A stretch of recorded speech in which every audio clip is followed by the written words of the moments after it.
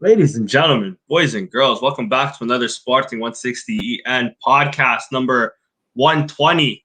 And let me just go straight to our panel. We're joined by the great one. Welcome back, Steph. It's good to have you back. How you been, bro? I've been pretty good. Yeah, busy, but finally I was able to swing by and do a podcast with you guys. But you guys been handling pretty good with Sam, so no worries about that. So the Upapi is back for one show. No, one and more, bro. Yeah, of course, of course. And also joined by Christian. Christian, how are you, dude? I'm doing good, man. Coming off a good result. Feeling good about the squad. A little anxious about what's still to come. There's certainly some more movement to come, I think. But as of right now, on paper, man, we have a hell of a squad. So, yeah, hopefully there's no departures before Saturday, at least, right? I'd agree. I'd honestly think no departures, and we're beating this little team in France called PSG, to be honest with you. Like, a little overrated in my opinion. But we could hang with them, bro, if we had no departures. But by September 15th, or that would be match day 1. I think it's September 15th. So I guess we have to draw them first, but I feel like it's coming. Yeah, I feel them like or Juve, because Juve's in Juve. We could get a both actually, because I think Juve's in pot 3 potentially. No, I checked yesterday. They're also in pot 2. Okay, so we're getting PSG or Juve guaranteed, or United. One of our former players are gonna haunt us for sure. Yeah, I wouldn't mind Juventus. That would be pretty sweet to watch. Yeah, but Ronaldo would score though, like guaranteed. Without luck, yeah. All right, let's go straight into the Twitter questions. Starting with this first one, we have a few more. Starting with the first one at Slickback, Eric C. He asks, who are you guys hoping we sign?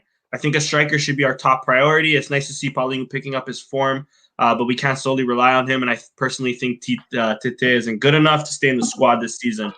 Steph, what do you think about that, dude? No, I think Tite is good enough, but Paulinho, he'll be the number one all the time for Ruben Amorim. There's no doubts about that.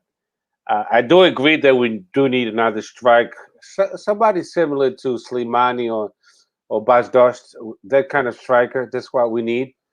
I think Tite is good enough. People forget that he's only 21, I believe. I don't even think that. I think like 19, maybe. Okay, so there it is. He's still so we can't give up on our youth so easily. So that's why he doesn't start. Paulinho is because he's more mature. He's a more complete player, and he comes in when to relieve Paulinho for 15, 20 minutes. But I have a lot of faith in Tite. But I do agree, we do need another striker. Yeah, I agree. Next question comes from our boy Sam, who couldn't make it today. He asks, even though if it was only one game, do you think Javan should start against Braga? I'll ask both of you that question, but I'll start with you first, Chris. I mean, we were kind of shitting on him in our group chat the entire first half. Yeah, I mean, I'm down for him to not start, but at the same time, it's like I feel like he doesn't need a blow to his confidence like that, like this soon. I think you kind of have to, although I wish he just never started to begin with. But I think that now we're here, he has to start at least 2 or 3 more games. I mean, if it looks like that again, then then you can think about not starting him for the next game. But even if it's a little bit better, you just got to keep rolling with them because you don't want to like mentally kill him so early. You know, it's week 1. Yeah. Fact. How about you, Steph? What do you think? No, definitely we got to start him. I mean, he didn't have a terrible game. Against Vizela, the team that when Vizela came to Sporting Alvalade, they didn't park the bus. They came to play, head to head against Sporting, and I appreciate teams like that actually. And in the first half, they they basically controlled The Sporting first pretty well. the first 5 minutes were their best 5 minutes probably. Yeah, They scored a goal.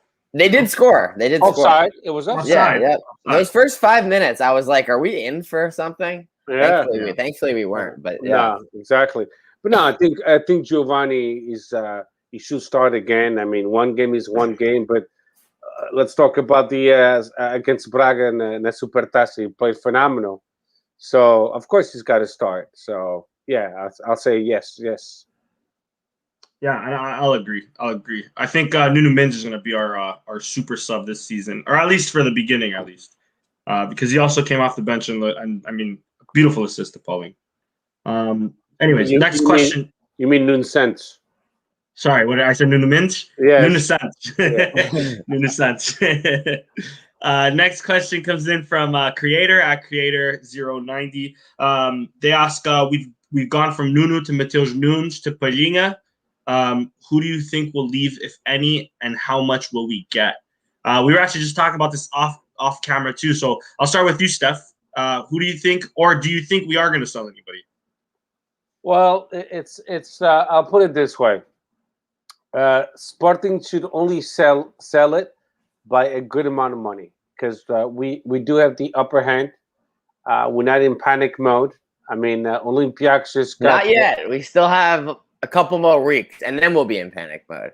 No, I don't think so. I mean, I really trust the administration as far as the finances. I think they have a plan A, B, and C, because they keep on saying, we don't have to sell anybody. We're getting 27 million from the Champions League. We just got a 1.1 more million because of Olympiacos got eliminated. I still don't understand why, but whatever. We got an extra million because of the ranking system. That's why. And then I think if Benfica gets eliminated, we get more money. And I think there's two more teams. I'm forgetting the names. So we could potentially get 3-point-something million additional without doing anything. We just got $700,000 from Mateus Pereira. Yep. So, honestly, if we don't sell anybody, that would be great. But out of those three players, I wouldn't mind Mateus Nunes. But I like him too, though. I like him too because the way he carries the ball and he never loses the ball, it's awesome. But I don't want Palhinha to go, and I don't want Nuno Mendes to go. So if I had a choice to sell one of those three, it would be Mateus Nunes. How about you, Chris? Yeah, I would feel. I mean, obviously, I don't want to sell any of these three players. Mateus Nunes has really, really shot up the power rankings. Recently, I would say. Well, not recently. I mean, the dude's career looks like this. It's just a consistent ascent that just keeps we don't where can it reach? The top, literally the top. So it's like a rocket. It's like a rocket. Yeah. So yeah, he just keeps continuing to improve. I mean, he's improved so much that Bragança wasn't even dressed for the Supertaça. That's how much he's evolved quickly. But also at the same time, I thought Ruben Vinagre was excellent against Vizela. Granted, it was Vizela, right? Which is in theory going to be one of the weaker teams, but it's still his first game for Sporting. It is kind of on emergency notice. I mean, yeah, that's not easy to do in your first game, with you're starting in 2 days or 3 days notice. It's not easy. There's pressure. So yeah, I thought he was excellent. So it honestly made me feel a little bit more comfortable with the potential Nuno Mendes departure because we have a very direct replacement that we know is quality.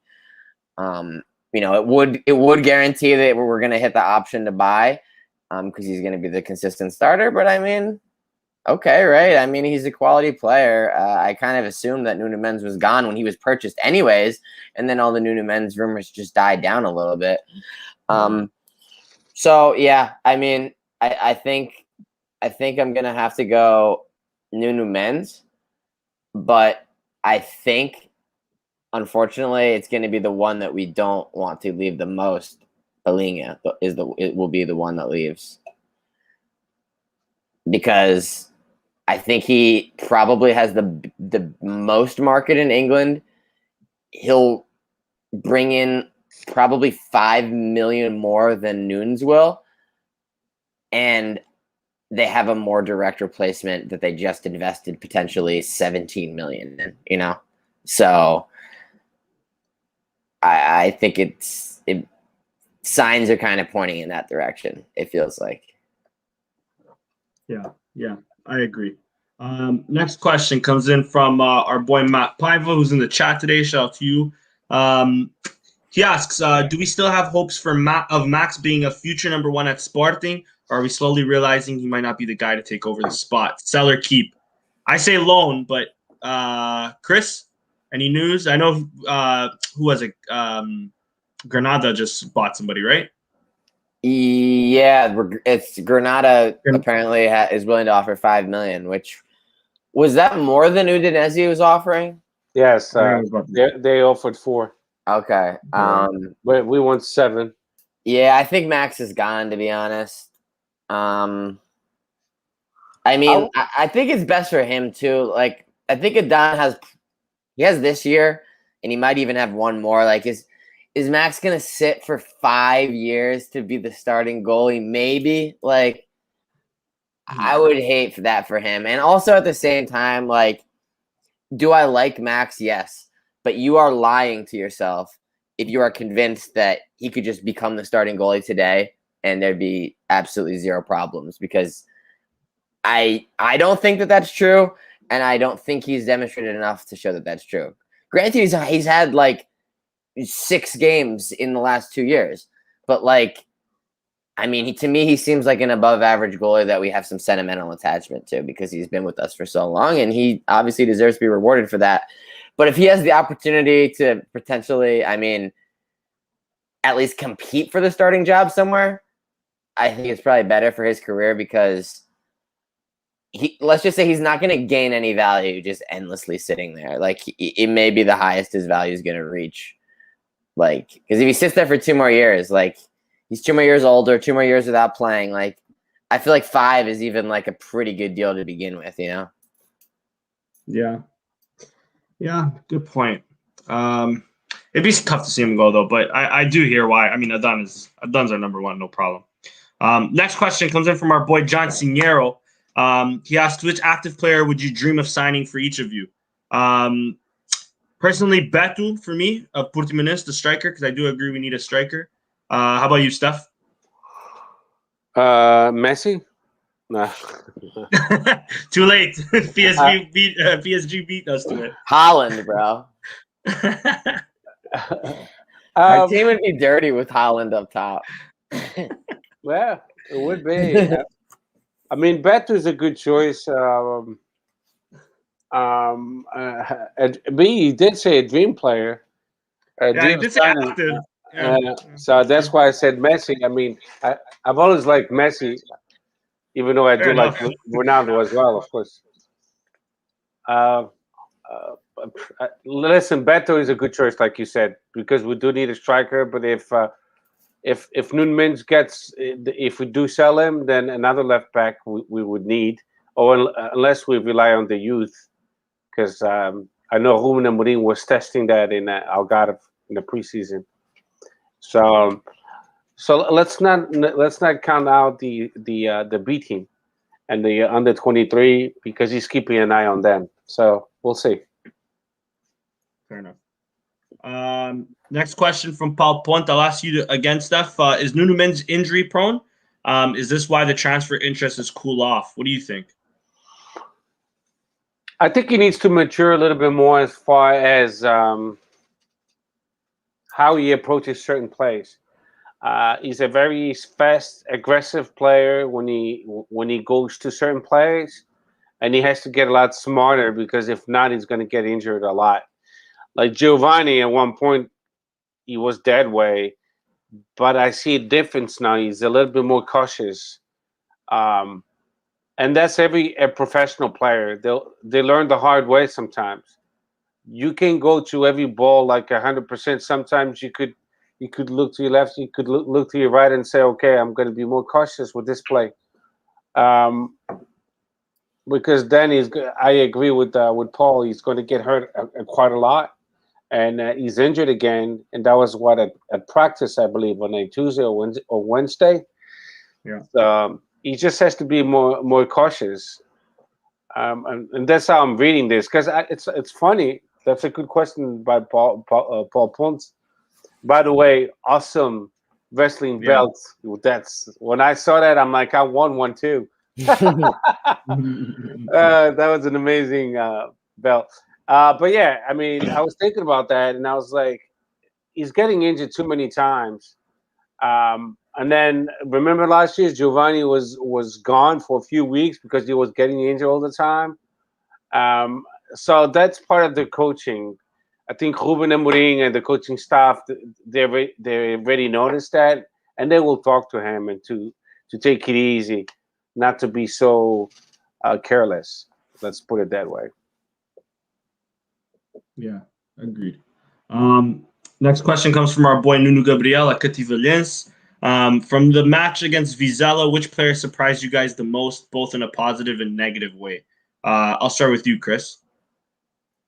Surprised me in a positive and negative way.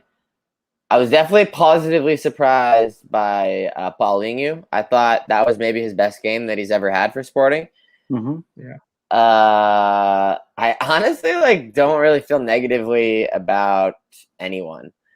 I don't think anyone came off the bench for long enough to receive lambast, and I don't think anyone that started was particularly bad at all. So I wasn't really negatively surprised by anything. Back line was solid. Dan had one save to make, maybe. Yeah. How about you, Steph? Yeah, I agree. Paulinho had a very good game. Of course, Sport had 2 phenomenal goals. I mean, holy shit. And but I like Vinagre. His crosses, they were very sharp, very lethal.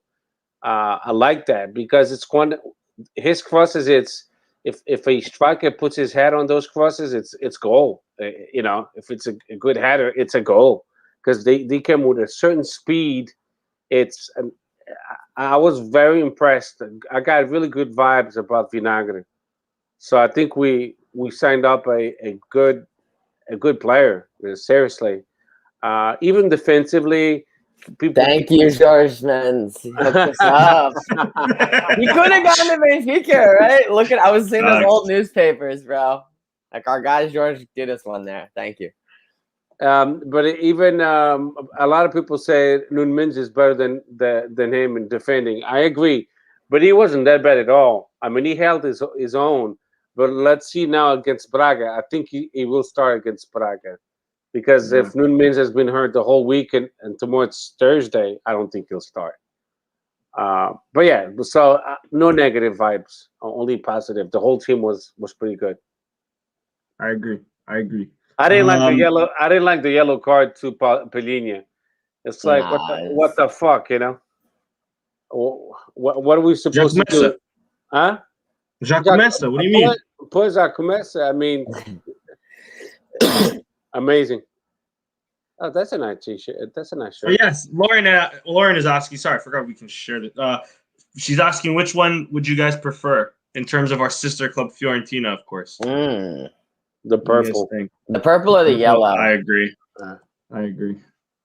I'm not even a big fan of the white. The white's not bad either. The new symbol's growing on me too. I kind of like their new symbol actually. It's actually I usually hate when teams get new symbols, at least at first, and I don't even think I hate that at all. I actually kind of like it. Guys, give Lauren a response on which jersey you guys would prefer. I'm gonna go with the purple. Yeah, I'm going with the purple one actually. Purple is nice. Last question comes in. Purple. I'm gonna go yellow. Next question comes in from Nuno Gabriel. Yellow. My bad. Next, with the arrival of Ugarte, do you guys think we're basically screwed? Yeah, we basically are. But do you think we're screwed with losing putting in Matheus Nunes? Are we basically thinking they're as good as sold? I think there's a very good chance that they're both sold. I think one sale for sure needs to happen. I think 2 sales potentially need to happen. But the second sale, there's a disclaimer. The second sale can be max, and maybe like if they can somehow get some like 1 or 2 million for like 1 or 2 of the other extras, maybe They're gonna sell Sport for 2 million for sure. Yeah, or 4 million or something. So max for 5, Sport for 4. And then I don't know. But maybe a loan with an option to buy for like 2 or 1. Yeah, you could turn 10 from like 3 other guys. Maybe they don't need to sell Nunes, but it could be it could be two bodies. Yeah. Because how much have we spent in the window? Not much, Not actually. a lot. Not a lot, yeah. 11. Well, we technically haven't been sent for Vinag yet. Yeah, we only pay 50% of the pass. So 6.5. How much did we pay for his value? Like 6? No, I think it was 5.5. So that's like 12 right there. Okay, and then that's more. The other ones you haven't paid for. And then every 30 games he plays, we can buy 10% at 2 million for those 10%. Yeah, that's a crazy dude. Yeah, his deal can reach 16.5 million. Yeah, that's ridiculous. But I don't know if I think it might. Does it auto purchase after 30 games? No, it's not. We have an option. Yeah. Okay. But we didn't have that with Pots. That's why it took so long, because Sporting wanted some guarantees. Like when can we buy 10%, 20%, 30%? So that's kind of smart, because if he takes off, he becomes a good player. I mean, if he plays 90 games for us, that's 3 seasons. A shit ton of fucking games. Like that means he's like a regular starter for seasons. Like pretty much. So that's why I'm with Chris. I'm on board with Chris. We might be selling Pellegrini or something if we're thinking about playing him for 30 games. Yeah, bro. Pellegrini gets sold week 2. My guy's getting maybe 2 mil, or maybe paying 2 mil by the end of, or maybe like in April. We'll have the option to pick up 2 mil for 10% more.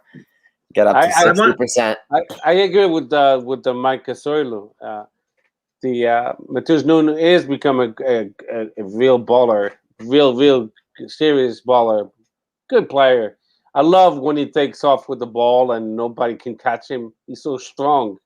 He's not fast, but I don't know how he does it. Remember when he had that on steroids run? I think it was against Otavio. Yeah. And he just like somehow like started so far, but I mean he was fresh legs. I think that might have been why, but he looked like he was like the fastest person alive on that play. All right, let's go jump right into this game. Sporting won 3-0 against Vizela.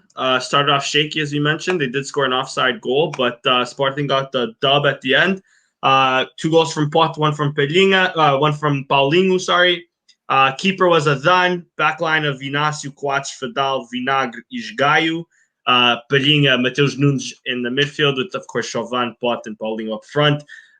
Steph, what were your thoughts on this game? What were your thoughts on recently promoted Vizela? I mean, Vizela, the coach, Walter Pacheco, I love his style, Kubonet, and I really liked it. I'm like, damn, he's a cool coach. I like that. So he prepared the team to play olhos nos olhos, like we say in the Portuguese slang. And they were surprising me in the first half. I'm like, wow, this is a great team. But like João Castro said on his podcast, with fresh legs, they were fully motivated, pressing really hard, but no team in the world can press that way for 90 minutes. At one point, you'll have to drop, and you won't pressure that hard anymore. And then in the second half, we dominated because we Sporting are physically set to go. We're ready to go. We really had a really good preseason. You could see that Ruben Amorim and his coaching staff they know how to prepare their team, and the best investment we could do is to keep Ruben Amorim for a few more years. And when I say a few more years, I'm talking about 10 more at least, because you could see how well the dynamics are. This team looks stronger, and that's due to the coaching staff and the stability provided by this administration. Um, so in the second half, we owned it because Vizela was not even close to in as far as physical condition as Sporting was, and then we just did whatever we wanted to do in the second half, uh, and then we could have won the game. To be honest with you, 5-0.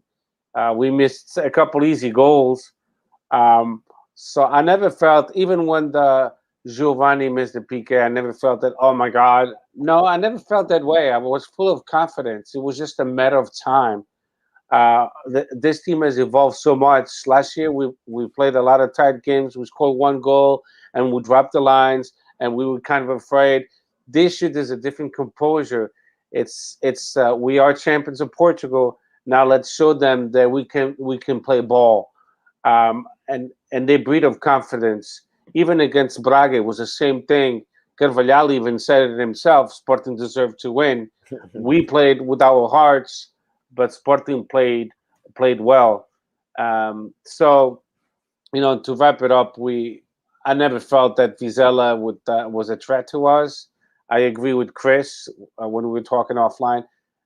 Vizela at the beginning, they kind of surprised us, but after getting to know them a little bit, nobody knows Vizela yet. That was the first game, the first division. Um, then we didn't give them any chances whatsoever. So kudos to the whole team, playing much better, showing great dynamics. Kudos to Ruben Amorim and his coaching staff, and I have to give kudos to Frederic Varanda and his administration for providing all the stability. And also, last but not least, it was a pleasure to see our fans back at the stadium, supporting the team, even when Giovanni missed the PK, which happens. I mean, I've seen Michel Platini, Ronaldo, Messi, Pele, Eusebio, great players miss PKs. Why not Giovanni? He never missed it. That was his first miss for Sporting. So what? It's not a big deal. Next game, if we have a PK, I hope he takes it again. And that's it. Very, very pleased with our team. Paulinho, phenomenal game, like Chris said a little while ago. And I was very impressed with Vinagre as well. Very, very good game. And someone that went unnoticed was Inacio. And when somebody goes unnoticed, it means that they have solid games. He didn't make any mistakes, but great defender. And Zgayo again. I mean, for the second game in a row. Quats was good too. Fedal consistent. Giovanni was okay. We've seen better days. And Pedro Gonçalves, that's why he's the man of the game. He got those two crazy goals. Holy shit! And Palhinha, he's our anchor in the middle, and I hope we don't sell him. That's it. Yeah, no, facts. I'm glad you brought that up too, because I was about to ask you guys too, Chris. In the same vein, of course, give me your thoughts on the game. Same vein as Steph though, because Jovan did first missed penalty for Sporting. Next penalty, if he's in the field, do you want him to take it, or do you want somebody else to take it? Oh, sorry. Yeah, if they're grooming him to be the PK shooter, then I guess he's just got to go through it. But I have always maintained that I feel like Pot seems like a natural PK taker.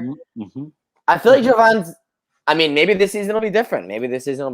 But last season, he's not on the field enough to be you need to have a secondary guy because he's not always out there.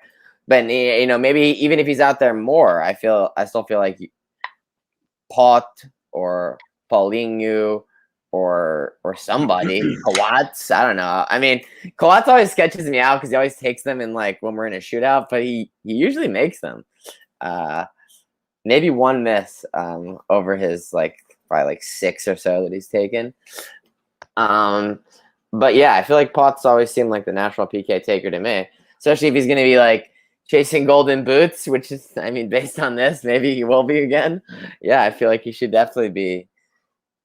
All the great goal scorers are taking PKs, you know? Like it's the stat booster, you know? One thing I liked about this team, at least Pen Salves. in the past, we we knew who our penalty kick taker was. If it wasn't Bas Dost, it was Bruno, right? Mm-hmm. Whereas now it's like, okay, maybe there's some indication it's Jovan, but you never really know. Last year, I can't tell you who our PK taker was. I think Jovan scored one, João Mari scored one, you know? I remember he earned one time and just took it. Mm-hmm. I feel like he just kind of made himself the PK taker. He took initiative, I guess. I mean, that shows confidence. I like that. Yeah. I like that. On Dave's point, what he was saying here, and on José Costa Jorge, like the highs and lows, I think personally, Steph, you can also speak to this too. I think it's, if they miss it and they take the next penalty, that only shows more confidence. I like penalty take. Okay, don't miss all the time. Don't get me wrong. But if you miss one game, the next game comes around, there's a penalty and you're taking it again. I like the confidence at least. Now, if you miss, that's a different story. But I at least like the confidence. No, I mean, when somebody misses a PK, of course, it's going to mess with their mind a little bit. But that's why you have the whole week to practice. So you had the whole week to VC the tape and to see where he messed up, how he kicked the ball, and I'm pretty sure they went through all the moves. Knowing Ruben Amorim and his coaching staff, he must have had one of his assistant coaches saying, "Go with him to the TV room and review how he missed the PK, how he kicked the ball, how he shouldn't kick the ball." And by now, he must be full of confidence again, and he'll be fine. We're not talking about 1960s where they had no time to review the tape. Now they have everything possible, so he'll be fine. He misses. So what? It happens. But the Navarra ganhou bacalhau. And that's the thing too. He also beat the keeper. He shot it too high. You didn't beat the goalie, the goal. So it happens. I got it. Yeah, exactly. Anyways, go ahead, Chris. Yeah, I mean, I thought it was a great game, and I honestly felt the same way Steph did. Like, I noted that I wasn't particularly nervous at any time, even despite the PK miss. I mean, maybe this is a different game if the man who just constantly is decimating his expected goals, Pedro Gonçalves, doesn't score 2 bangers in a span of 10 minutes. I mean, maybe this just kind of lulls on as a 0-0 that we're dominating, and maybe it's different then. But yeah, I guess, I mean, I thought it was a good performance. I thought there was plenty, a shit ton of chances created. My guy, as Gayu, 6 completed crosses, most he's ever completed in a Liga B win game. This dude's been playing in the league for 6 years now, and that was the most crosses he's ever had. I think Vinagre had 4 successful crosses, 3 successful dribbles. Outside backs were excellent. Paulinho, goal and an assist, constantly putting himself in the right position. Drew the PK, Paulinho, that's we needed that. We needed to see that, I feel like. Yeah, Paul, obviously I mentioned him. Two great goals. I mean, my kind of question here on the second goal. Was it where is it now? Do you agree? What second goal against Vizela was one of the best goals scored at Avalad by a Sporting player in recent memory? Yeah, I would say. Yeah. Because most of the bangers last season weren't at home. Yeah, both of the Poro bangers weren't at home. No. The Kawach, I mean, it's not a banger, but in terms of memorable goals last year, the Kawach last minute goals, the headers. Against Santa Clara it was, but exactly away. Wait, was Santa Clara away? No, Santa Clara was home. No, I'm thinking Gil Vicente. Gil Vicente was away. Yeah. No, this goal was phenomenal because of the trajectory of the ball. The difficulties for the Trivela, and then when you saw the ball curving and going away, and then finding the corner, that was a beautiful goal. Usually that's a goal at Quaresma. So you could see that he's been practicing, and Fernand Santi must be like, "What the fuck? I should have played him." In the Nah, dude, he's like, he actually doesn't care at all. He's like, "Ooh, who's this guy on Benfica? I got a new midfielder." Never heard of him before. I wouldn't doubt that. I gotta tell you. But yeah, just to wrap up my thoughts, I mean, it was a great game. We played great. We played great, I thought, in the game before. They both had similar beginnings of kind of like, oh shit, we need to wake up a little bit. Both teams did score on us in those initial like 15 minutes. Thankfully, it only counted for one of them. But yeah, I mean, it'd be great if we didn't concede in the beginning of the game against Braga again. But yeah, I mean, can't complain about the response either time. I thought it was excellent. Yeah, I agree. It's a good point. Not a lot of causes in this game, so we'll skip on by it. The PK is a PK for me. Clear PK as well. Yeah, I agree. How about you, Steph? Clear PK? Yeah, definitely. No doubt. There's maybe one shot that there could have been another PK where it hit the guy in his hand in the box as well, the Vizela defender. But I just thought his arm was way too close to his body for them to count it. Would have been harsh on them too. I don't know if you guys remember that. I don't even remember that, to be honest. No. I was just watching it on V Sports as well. It was like the 50. We were already winning 2-0 at that point. 51st minute. Oh, 1-0. But yeah, it would have been harsh to call that anyways. Yeah, I mean, Portuguese yellow. I mean, we already talked about it sort of, but I feel like Portuguese is gonna get a bunch of these during the season, and we're not gonna get away with it anymore.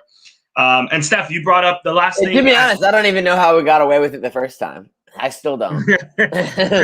Don't worry, the suspension's coming soon. And Steph, you spoke about it right in the beginning as well, and it's something I want to bring up for every game that we talk about, because the Portuguese media loves to talk about Sporting fans, and I want to make it a point for us to critically critique our own fans as well, because we say it how it is, and throughout the years on this podcast, we've criticized our own fans, we've complimented our own fans. Out of 10, and I'm going to ask you guys throughout the season, out of 10, what do you give the Sporting fans this game? I'm personally going to give them a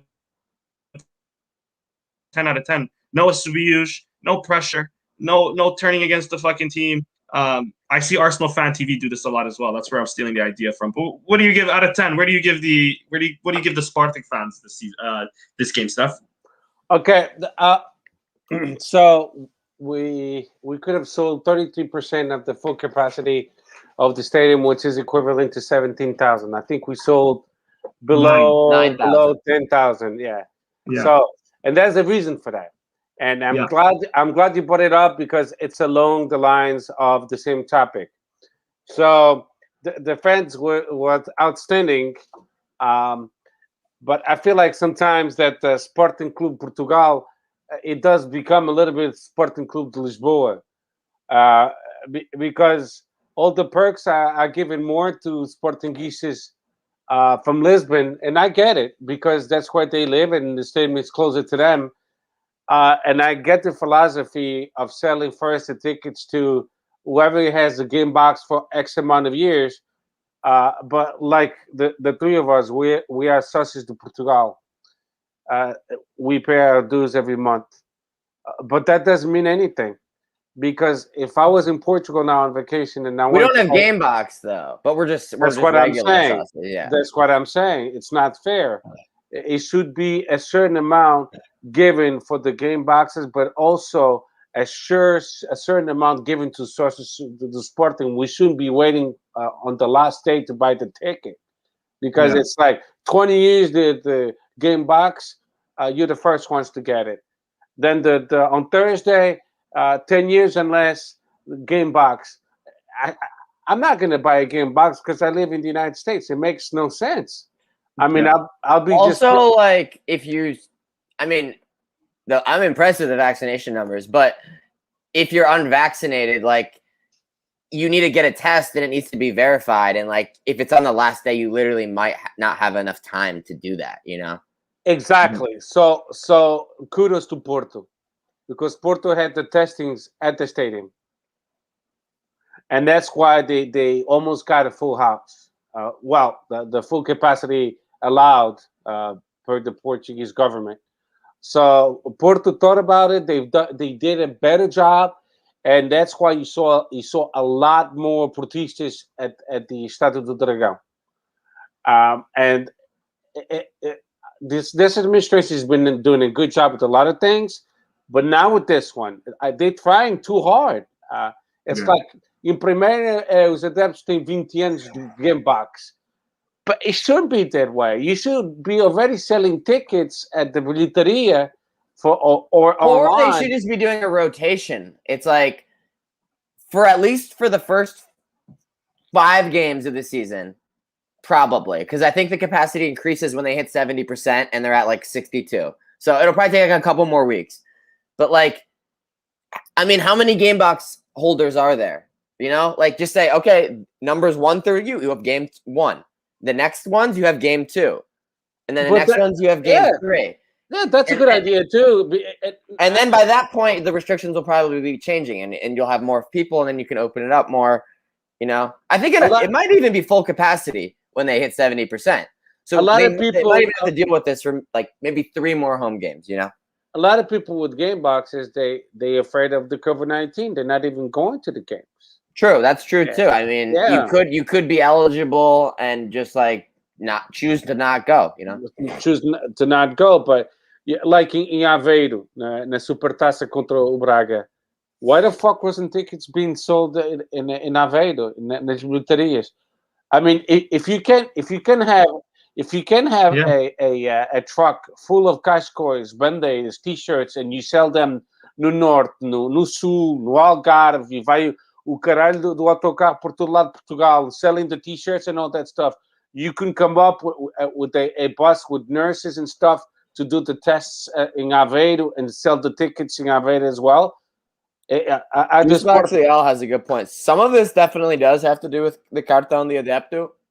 No. But I don't think fully. No. O Cartão de Adepto, and that's a good point too. I don't think half the stadium was allocated for Cartão de Adepto. No, o Cartão de Adepto it's just one section. Foi só a curva sul. So Sporting was 17,000 and we had 9,000. There's 8,000 missing. I don't think those are all Cartão de Adepto. I think maybe half of that is probably. No, not even. Foi só a curva sul. That's where the adepts stay usually. As clubs. So the club decides which section will be Cartão de Adepto. And the Cartão de Adepto means that fans will be allowed to bring the flags, tambors, things larger or objects. Go to an away game full stop. Yes. Really? Wow. Yep. Estádio de Alvalade, a Curva Sul estava vazia. I think it was maybe 5 or 6. But they made a point of being like that as Juventude Leonina and Ultra 21 to show the government that Cartão de Adepto is not going to work. I think that Cartão de Adepto is it's very convenient for Verandas right now because I think the Curva Sul would probably be empty right now regardless. And this is a very, very plausible explanation to why it's empty. You don't really have to talk about the ongoing war with the clacks. You could just keep it on the back burner for now. And not really... Because I don't think it was never resolved. There's no resolution there. The names are still not on the stadium. Only Torcida and it's Torcida and what's the other one? Brigada that only have their names in the stadium. Like I don't know what the situation is with the SEDs, but like it's not resolved. And like the Cartão de Adepto is like a very like that's a very good gift for him right now because it is fucked. It is totally fucked. And like I think that they're gonna have to scrap it because they're gonna want money. Like or all the seats, like if you calculate like the losses in like all the seats for Cartão de Adepto and you sell 4% of those over the course of an entire season, like you're leaving so much money on the table with that. It's you know who's going to hurt the little teams because When you have a Sporting, Not a single traveling other than like your Yeah. sauciers that are just wearing Benfica jerseys, like Yeah, because when you have those three big clubs going to Vizela, going to Moreirense, you saw at Moreirense the sex sound what the Cartão da Débito was supposed to be. It was empty. It was empty. So when you have those three clubs going to those small teams, they're not going to sell out, so they're going to lose money. It's going to be a very big problem Yeah. when they go to full capacity in like 3 weeks. Yes, like it's gonna be very apparent how bad the Cartão da Débito thing is when you see like a stadium, like Alvalade. There's 38,000 people, but they're selling out the entire thing except for the Curva Sul. Yeah, and it's gonna happen. And the only president that said something was the president Boavista, right? Of Boavista. The other ones didn't say anything. They against it, but they're not saying anything. But are they against it? They are against it because o Cartão da Débito was tested in Italy and Germany 10 years ago. It didn't work. So who's in favor of it? How did we get it then? The government. The government. The government and the league worked together to do it? Oh yeah. The government was the one who imposed it with the Liga para combater a criminalidade. I don't even feel like there's like a hooligan problem in Portugal, really, Olá, Paulo, tudo bem, Marco Paulo? Like, I don't see people like armed roving gangs like beating the shit out of each other every weekend. Like, yeah, there's a fucking incident every once in a while because we're men that get caged up, and now we're going to the stadiums. Yeah, something someone will throw a fucking super bach or whatever. Like, I don't know. I don't see a big problem, And every time there's a big problem, I mean, they get away with it. I mean, 2 of our friends were killed. And the times that the worst things happen, like no one even does anything about it. Like that's how concerned they are. Okay. Yeah, exactly. So it's not going to work with Cartão da Débito. I think it's going to go, and it's good to talk about it to show that we're against it too, because it makes no sense. You can even, if your son is 15, he's not allowed to go without, he has to be 16 years old at least. Tem que ir a Cartão da Débito? Yes. Foda-se. Adeptos não existem. Antes de 15 não existem. So let's say if Sporting would go to Beira-Mar, I couldn't take my son. My son, he just turned 16, so I could take him. Good. He's good. Yeah, he's good now. You couldn't take your daughter. You couldn't take your daughter, for example. Well, she's Benfica, she wouldn't want to go anyway. But no, you can't even convert her, bro.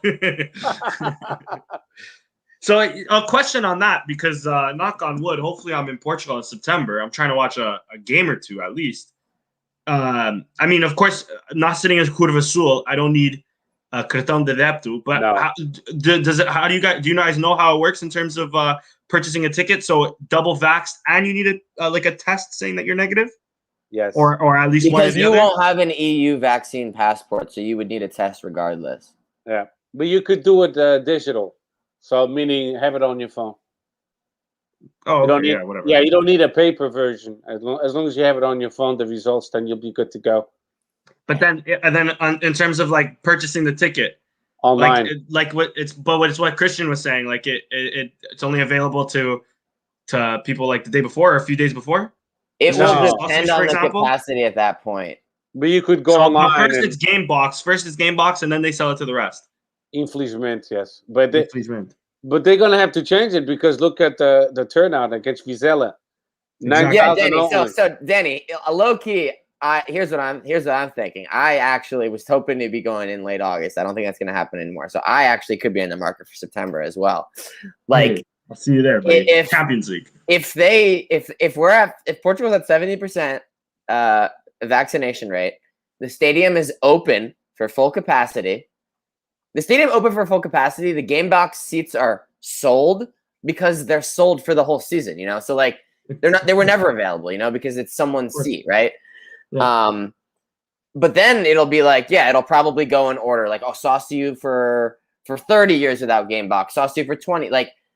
but based on the attendance and just like general fear of COVID and stuff, like I'm hoping that despite I'm only saucy for 5 years or whatever, like I'll still have a very good chance at tickets just because like demand isn't at peak. Like we haven't been at the stadium for 500 days. I would have thought there would have been a fucking, a riot, 100%. banging down the gate to get in, but clearly that's not the case. Folks are still being cautious and stuff. Delta variant.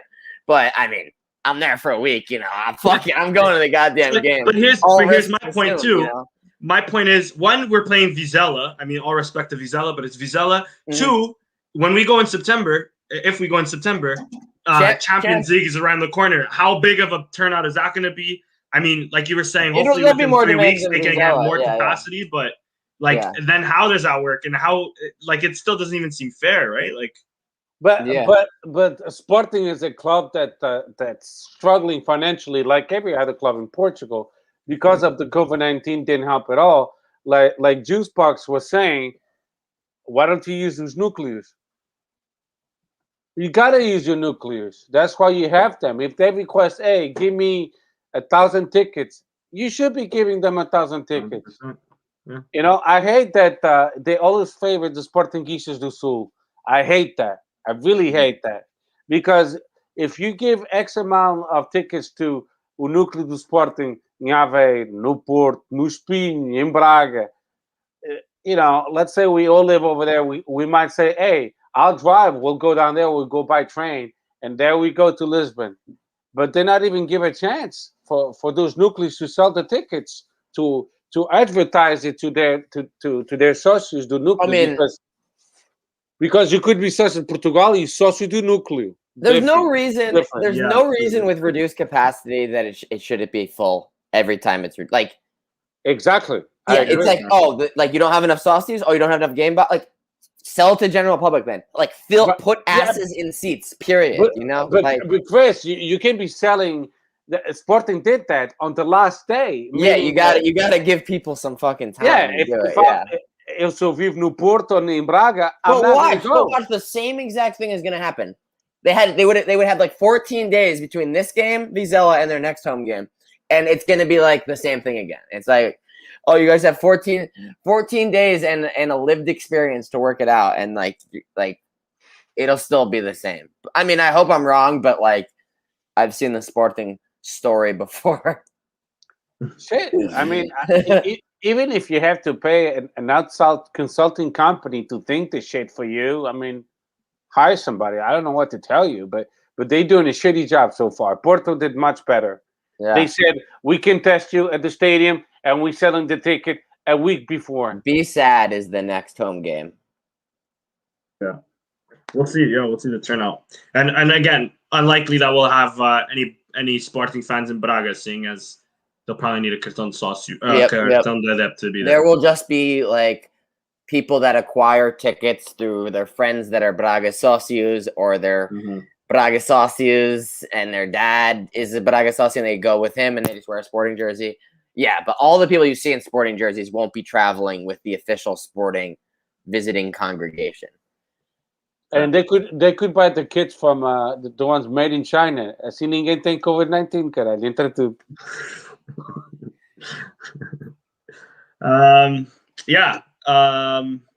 Cool. I think that's pretty much everything of the game.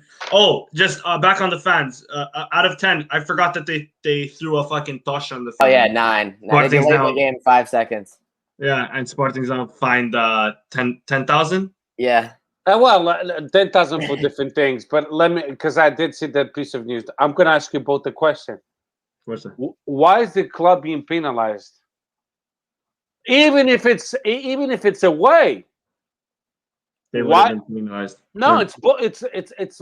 Benfica was penalized, and I'm not a Benfiquista fan, but I saw the tabela das penalizações of all the clubs. We gotta be at the top, right? Well, yeah, we are. So I was gonna say, someone got more fines than us in the first game, more than 10K. Like, what did they do? Normally it's like 283. You know, Benfica got 3,000 euros as well away. It's something I don't get it. I thought the home team was responsible for security, but in Portugal they go by the color of the jerseys.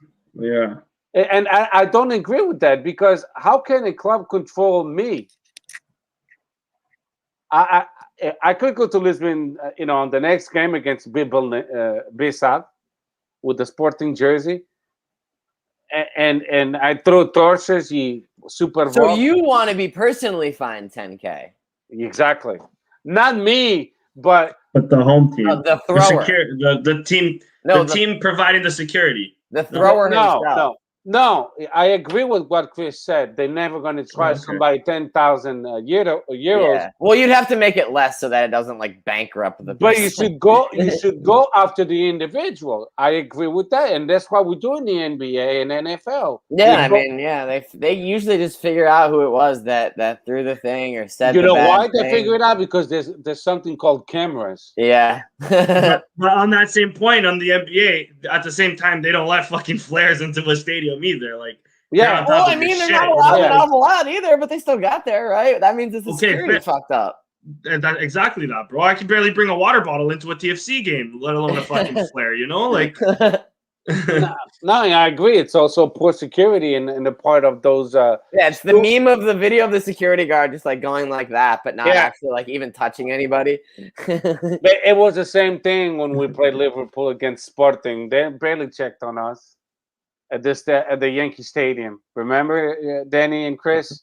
It depends how understaffed the security is on that particular day. Is how thorough the security is. It can vary from one. You could go to a Red Bull game 1 week apart, and the security could be 3 times just because like they had a good staffing day or whatever. Everyone showed up for once or whatever, Well, that's good to know. Yeah, it's totally random, bro. Thank you, Chris, for the insight. All I'm saying, I don't think the club should be penalized. It makes no sense to me. I mean, go after the fucking individual. I mean, why? Because he has a Sporting jersey. So I'm going to start wearing Benfica jerseys purposely. And technically, how is Benfica getting fined if technically none of those fans are even their fans, right? Only their fans are the ones that are in an empty section. Those people are just Moreirense fans in red shirts, right? As far as the league's concerned, right? Yeah. But they still fine Benfica 3,000 euros, and I'm not defending them, but it makes sense to me. Yeah, you just sometimes we're defending the principle here. So we exactly. have to defend bad people. Exactly. I don't like that. I think it's idiotic. Atrasado. Portugal ainda está muito atrasadinho anyway. And speaking of Portugal atrasadinho, Chris, quick opinion and Steph, quick opinion on the Sócio coin. That's coming out. PSG have one. Most of the big teams have one. Arsenal hasn't come to Portugal just yet. What are your guys' opinions on it? Your thoughts on it? I mean, would you invest? I think I seen PSG's up to like $40 today, or they went down. They were like higher, but anyways. For one share. For one coin. Okay, one coin. Yeah. But did it start cheaper than that earlier in the day? It actually went down since Messi. I literally checked it. So it's right now it's at 45. It started off at $47. Okay. There you go. The PSG. Now it's at 37. Let's see. A week ago. How long has it been out? So a week ago. I don't know. Does it say? Did it like spike with the Messi announcement a little bit? It kind of did. Yeah. So a week ago it started out at 21. It spiked at one point to $60. It's now currently down to 37. But I think it's been going down since Messi's. Interesting. Yeah. But is the point of this to make money? Like, I don't think the investors are looking to. That's what I'm saying. So I don't understand it that well. Like, I don't know if maybe it's going down because PSG are wasting. Oh, I mean, it means people are selling it. Like, it means more people are selling it than buying it, right? Buying it, true. I mean, basically, I'm no expert on cryptocurrency. I know about it. I don't really invest in it. I obviously know tons of people that do, and like, I'm just like interested in like the latest trends and shit. So like, I'm familiar with it in an adjacent way. Basically, as I'm reading, an article explaining the whole thing, they're what they're describing is you pay money, you invest in the club, and then as a result of you buying in and investing, you get to have a say in the club. And I'm thinking to myself, this is called the Sauciu coin. What they're describing is a Sauciu, someone who pays a monthly membership, you could say, right? Or in this case, a one-time fee of like $50 or whatever, or 100 or 150, depending on how many coins you want to get. And then, you have a say in the club as a result of that. And some of the examples that they gave were the Juventus fans who invested in the coin could vote on their goal song for like when they score in the stadium. And also worth noting, the more coins you have, the more like votes you have, I guess, in these hypothetical polls that occur. So like, I mean, that's already more of a say than the Saucius have at Sporting to begin with. They're voting on away kits, they're voting on goal songs, like other stuff, like stuff that we don't have a say. We get to vote once every 4 years, like maybe if your ballot arrives for us in our case, that's really about the only right we have as Saucius, at least from my position. If you live in the greater Lisbon area, you can sometimes go to an AG if they're deciding to follow the statutes or they need to pass a budget or something, then we can get like a 10% turnout on the votes. Yeah. So maybe a virtual voting would increase the turnout. I mean, I feel like we've already had this conversation before about like opening up the rights to Saucius via online voting. I mean, now we're going to have Sauciu coin with online polls that we're voting on shit. Like, I mean, that's crazy. I mean, and it's like, yeah, I mean, I'm not like, and then at the same time, I'm not opposed to it. Like, I'm open to it. I'm open to any new revenue stream for our club. And I mean, that's one of the things that they talked about. It was just like revenue streams for a lot of clubs have sort of dried up, right? Ticket price can't go up too much more, right? Or they'll have a fucking riot. You sold the stadium. I mean, we actually have a space to grow there. We can sell the stadium naming rights. You sold the naming rights to this, that, and the other thing. Like how else can we make money? We've seemingly monetized everything. So yeah, if this isn't a way to get an additional millions in here, yeah, go for it. But here's another thing that I thought of, and I'll open this up more and stop going off. But like, you only make as much money as like there's investment in the coin. And like, as far as I can recall, like Sporting had a massive like purge of Saucius recently. Like we lost half our paying Saucius. Like, is there really a market for all these additional people that aren't already the paying Saucius to be paying more money for these coins? Because to be honest, like I'm already a Sauciu. Let's say the coin's $50. Like, I would rather buy the away kit for $100 than buy these fucking coins for some like voting thing that I don't even trust you're going to do in the future because you don't even uphold it now. You know what I'm saying? Like, I'm not too familiar with this concept, but it sounds like it's a good idea. If it's a way to actually generate revenue for the club and there's actually demand and people are actually going to buy this and it's actually going to like, yeah, go for it. Fuck it, right? But like, if it's just gonna create like a weird 2-tiered Sauciu system where like no one actually has any like say in anything, then it's just gonna be stupid and people are just gonna get pissed off at you that you fucking took $50 from them or whatever, Yeah, I agree. I'm still not gonna buy it. So. So yeah, facts. I'm already paying for enough, bro. Yeah, €6 a month goes far, bro. Like that. Yeah. I mean, my job does a pretty good job. I have TSP. It's like 401k plan, so they do everything for me. I don't have to worry about that. So, facts. Fair enough. Facts. Yeah. I mean, we've talked transfers. Quick opinions on Ugarte. I mean, it's been a long time coming. We've talked about it for weeks now, but Steph, what's your opinion on Ugarte? Are you excited to see him through? Does that mean one of them for sure, Pudinger and Nunes might leave? What are your thoughts? Well, not necessarily. I think a lot of teams didn't get a chance to see Pellegrini and Nunez when last year because they were not that well known, and then when they got called by the national team, that's when the international media was like, "Wow, what's going on here? That these players, they look to be phenomenal."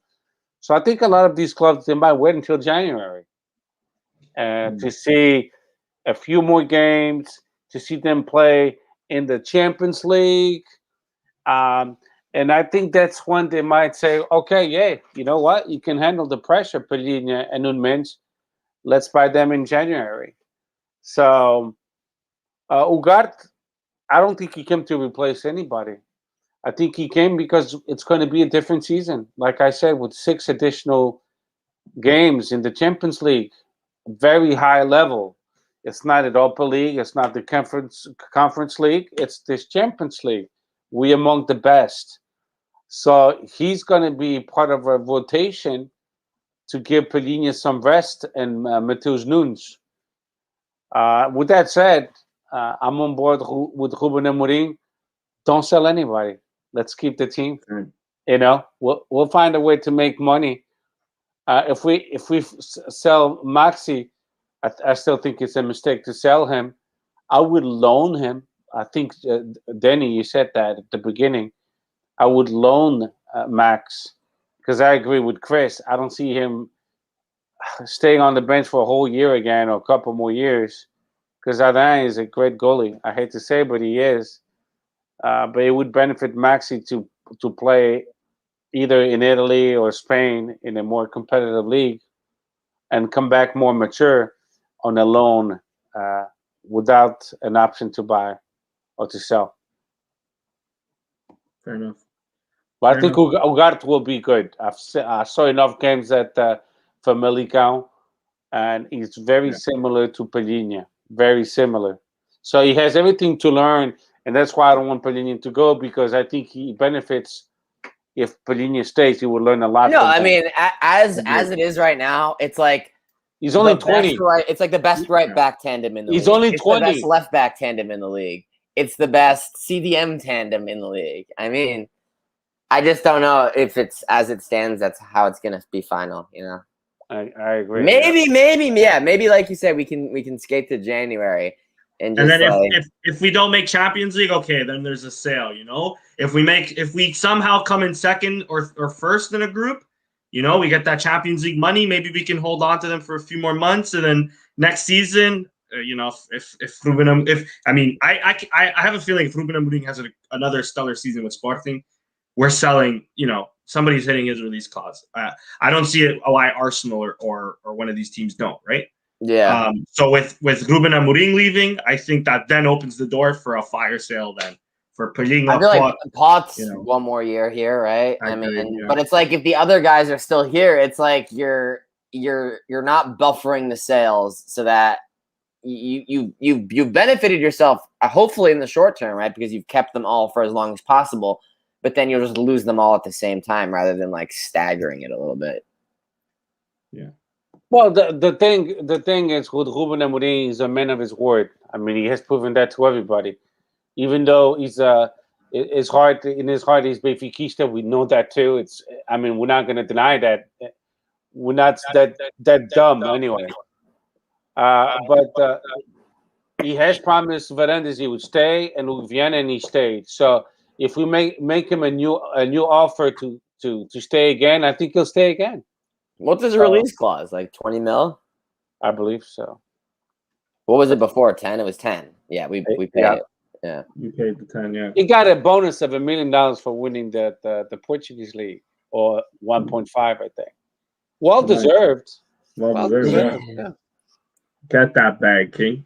That's a fat bonus. That's probably like double his salary. Facts. last little transfer, nothing to do with Sporting. We sort of mentioned it in the beginning. I mean, Sporting, we're still linked to a bunch of players, but I don't see anybody else coming in now unless we sell somebody. It's just this Messi to PSG. I just want to quickly mention Jorge Mendes has done it to PSG twice now. First with Monaco, so they decided to spend I don't know how much with Mbappe and Neymar, and now with Lille, and they're out here getting Sergio Ramos, Donnarumma, Messi, every sick free player they can get. My question to you guys: PSG, if they don't win the Champions League, is it a failure? And just this move to PSG in general, do you think it hurts Messi's legacy? If he wins something, do you think it helps Messi's legacy? What are your guys' opinions on it? Chris, I think it helps. I think it helps. Like if he he has no choice but to win the league, right? They've lost the league last year. They had dominance. They've greatly improved the squad. Like if they don't win the French league, like that's embarrassing. It's going to be really embarrassing. Yeah. So like that's simply they have no choice but to win the French league. And they'll blame it, like Dave said, they'll blame it on the coach because Pochettino can't win for shit. But, or right, and presumably at least one of the other 2 domestic cup competitions. Yeah. The Champions League, which I mean, every year it seems like they're gonna make a run. It's like they got unlucky with the handball on last year. They seemed like they were making a run.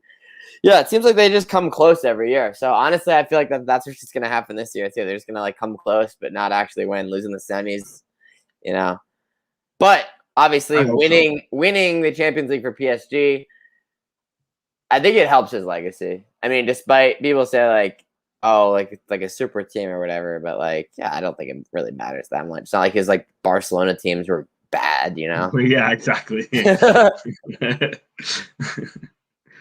Yeah, fair enough. How about you, Steph?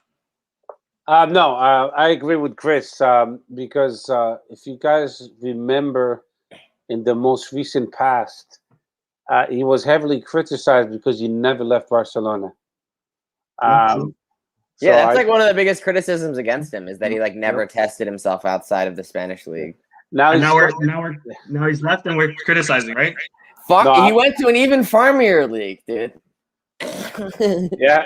I mean, I was not criticizing him at all. I think it's a good move by Messi, and it's obvious why he went to Paris Saint-Germain. It's the only club that could pay his fee. And it's like there's like no other option. He's either going to Qatar or PSG. Like those are your only options, bro. Exactly. So he wanted to be very competitive, and PSG has players he's very familiar with. He has played with Neymar. So he knows him quite well. He has played against Sergio Ramos, but he knows how Sergio Ramos plays. So I think he'll have a phenomenal season because his motivation is really high. But I agree with you and Chris.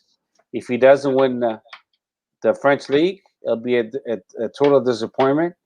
And if he doesn't win the Champions League, it'll be a total disappointment. That's why they got him. They have to make it to the final at least. Well, they went to the final. But then people just feel like choker Messi. Like, would it be worse for him? You know, they went to the final last year. The semi, dude. And they lost 2 years ago. 2 years ago, and they lost. And I gotta tell you, same thing happened with Ronaldo. He went to Juventus to win the Champions League, and he didn't. And then they have absolutely no shot of winning the Champions League next year. Who? Juventus. No, I know, but the reason why Ronaldo went to the Juventus was to win the Champions League, and the same thing is with Messi. If he doesn't win, it'll be a total disappointment. Total disappointment, because it's a lot of fucking money.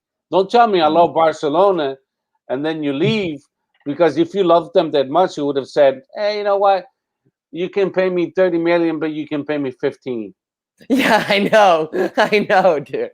It's like, dude, you probably have $1 billion in career earnings. Like, you have 3 more years left. Like, you're losing out on like 20 mil or the thing is, I was reading that even if he played for free, the league wouldn't let him. Like, the league wouldn't let Barcelona sign him on because they're still 110% over the wages, even if he played for free. So they still have to how sell. do they even get right now? They can't register.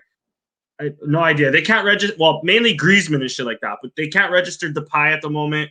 Oh, I've seen that. Aguero. Wait, they still can't even. They can't. Wait, did that get enforced this season? I believe so. Or it's maybe 2 seasons in. I think it's like But and here's the thing now, because Barcelona now, in not terms of financial registered. fair play, so one, they drained themselves out of money for paying Messi all along these years. Yeah, like, And then now, they because have of to pay him like a $50 million loyalty exit bonus, you know? Like, dude, they have spent $1 billion Exactly. on Messi, literally, you know? at least, and At deserved. I least. mean, he's won them everything. Yeah. But you know, they lost 137 million. I was listening to right now on RTP. 137 they're expected to lose on just jersey sales alone and shit like that. Like, it's ridiculous. But yeah, I mean, they just, even if he played for free, like they couldn't register him. It's crazy. All this money spent on like Dembele's and Griezmann's and Coutinho's and shit like that has just fucking railed. I feel them. like they've been. I can't even blame Messi. I have They've to blame had a Barca. very good line of credit with the bank for a really long time. So they've basically just been like faking it this whole time, and now it's all just a decade of faking it is like coming to a head at the same time, you know. Exactly. But anyways, yeah, good Messi talk. Nothing has happened in Modalidades, right? I mean, Olympics. If you know, we talked about the Olympics, right? We've talked about the Olympics. Has anything happened since? I think we won a gold medal. Not us Sporting, but Portugal won a gold medal, right? Pichardo, the Cuban Portuguese, and was like beefing with Nelson Évora. Like, well, I still don't even fully know what's good with that. Like, me neither. It's jealousy. He's jealous, Nelson Évora, because he's no Pichardo longer is better than Évora ever was, and he's only like 20. Well, Nelson Évora is no longer the peak of his career. Yeah, he's fucking old. He's about to retire. Like, but he had a great career. He did. Indeed. He had a great career for Benfica, a great career for Sporting. Now it's his chance. But I don't know if you guys noticed on Twitter and Facebook and Instagram how much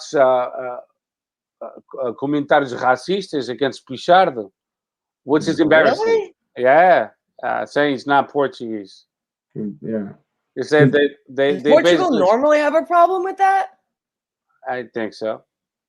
Like, I never knew they cared about if they won a gold medal. I remember the Braga incident, obviously. The Braga incident is the most notorious in my mind. But, like, I feel like there's always stories in the English media about, like, oh, this player missed a PK, so then, like, he got flooded with racist DMs. Like I feel like maybe it's just not reported on, but at least I can't recall that like being like a prominent story in Portugal ever. Now, Portugal, I mean, the vast majority, our people, they're good people, of course. I'm not saying that, but there's still a good percentage of of little pricks, you know, and then they're not afraid to go on Facebook and Twitter and steal our audio. But you know, to me, if he wore the Portuguese jersey, if he naturalized, he is Portuguese. There's no difference to me. What makes you more Portuguese than him? I don't get that at all. And I don't care that he was training at Benfica, because the only two clubs in Portugal that gives conditions for these athletes, it's Sporting and Benfica. Porto doesn't really pay much attention to track and fields. They used to, but not anymore. So if these athletes didn't have Sporting and Benfica, they wouldn't even be at the Olympics. It should be the government of Portugal giving them condition. But I think they give them I think it's 16 million, which is nothing. 16 million is like 1,000 something a month for the best athletes. How can you live with 1,000 something a month? If it wasn't for Sporting and Benfica, because the last 12 years, Benfica wins all the time in track and field in the men division, and we win in the females. And it's been 12 years for each club. So kudos to Sporting and Benfica in that department. They do a pretty good job in giving these athletes all the conditions. And we at least got 4 medals, 2 for Sporting, and also Patricia Mamona, silver in the triple jump, and Jorge Fonseca, the bronze medal in judo, and o Benfica Fernando Pimenta na canoa, and o Pichardo in the triple jump. And I saw all the competitions, and I was excited. And it didn't matter to me. Portugal is Portugal. I put the clubs aside, and I was glad we won 4 medals. It was a big deal. Agreed. All right, last thing of the show. Let's talk about next game against Braga. First off, we've started to do a little competition here at 160EN. So we're actually taking down the predictions of each game. This was last game. Sam predicted a 4-0. Those are the goal scorers: Paulinho 2, Jovan Pot. I did a 4-1. Chris and Steph got it spot on with a 3-0 win. Steph predicted Pot, Paulinho, Jovan, which I'll go to the point system in a sec. He just, that Jovan missed penalty just cost Steph a point. So here's our point system as it stands. From first game of the season, we had, I think it's this one. No, sorry. I have two tabs open. I forgot which one it is. It is this one. We have Steph in first with 5 points. Me and with 4. Me and Chris tied for 4. I got the goal scorers right. Chris got the score right and a goal scorer right. Sam with 3. Nando with 2. And I ask you guys now today, what are we saying for the Braga game? Steph, I'll start it off with you, seeing as you're first. I've already said 2-1. I said 2-1 for Sporting, claro, evidentemente. A goal do Pot and Paulinho. And I even said the goal for Braga because, hey, I want no bonus points. Oh, yeah. No bonus points? Okay, wait. Bonus points are only against the big 4. And it doesn't. If you can guess the name of the player, why not? I mean, that's okay. So if I predict who scores for Guimarães, I mean, I say 3-1 or whatever. Okay.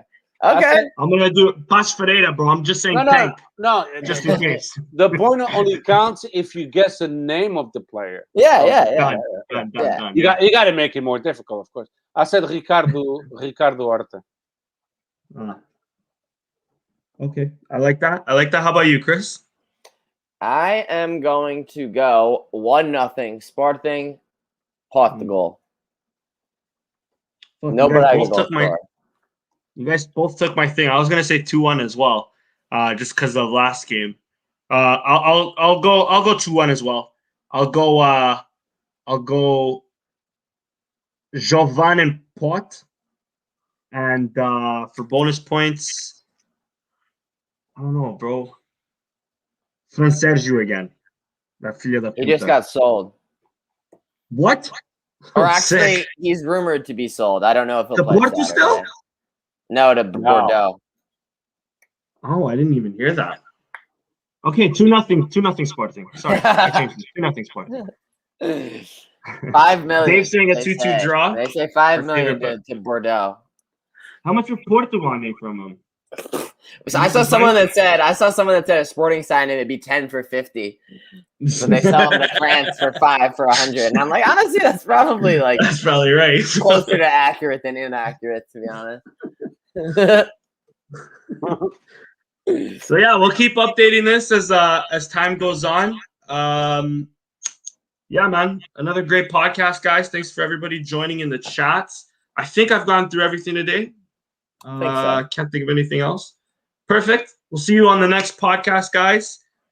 Thanks everybody again, like I said, for joining us. Shout out to everybody in the chat.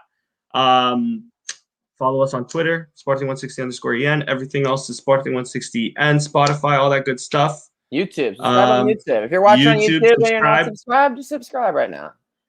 Facts. If you're on Facebook and you're not following us, the hell, man? Fix that shit. And yeah, guys, another great one. See you later. Johnny, I haven't been in a couple months, but next time I go, I will let you know, bro. Hey, we missed Sam and Nandinho. Next time they'll be here. Facts. Un grande abraço to all the listeners. Mark Paul, John Sinead, Mark Casoil.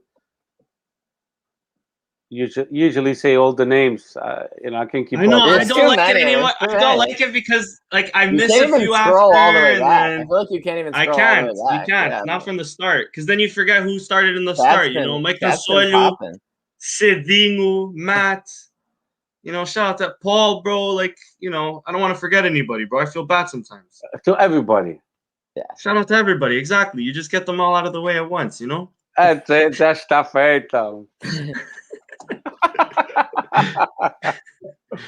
Shout out to you guys, man. Appreciate it, and see you next time, guys. See you.